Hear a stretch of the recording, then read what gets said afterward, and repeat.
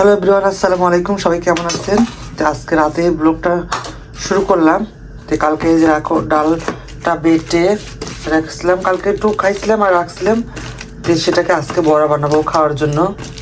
তো আজকে সারাদিন তো রান্না হয়নি, কালকে ভাত তো ছিল, সকালে হালকা খেয়েছি, প্লাস দুপুরেও খেয়েছি। তো এখন রাতে আর খেতে ইচ্ছা করে না, ভাত মাত খাবো না। তো রাত্রে ভাবছি যে রাত্রে আর খাবো না, রাত্রে ভাত মাত যে পেঁয়াজি খাবো আর একটু চাপড়ি বানাবো,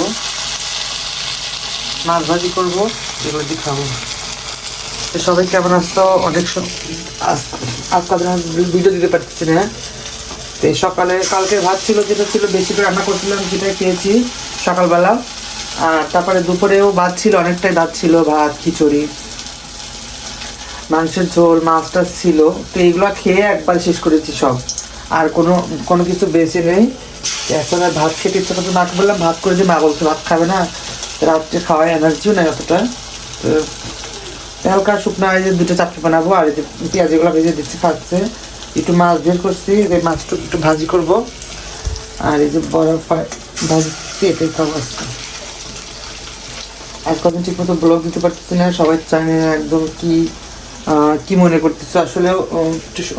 বাসায় একটু সমস্যা, প্লাস রান্না টান্না এরকম হচ্ছে না, যে রোজা ছিলাম যেহেতু। এটা করে দেখো, তারপরে দেখো এই যে বানানো হয়ে গেছে পেঁয়াজিগুলা, পেঁয়াজ বানালাম, একটা খাই আর মাকে দেই। এলাম খুব মজা, একদম গরম গরম পেঁয়াজি।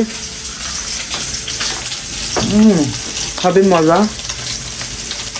একটু মাছ ভাত কিন্তু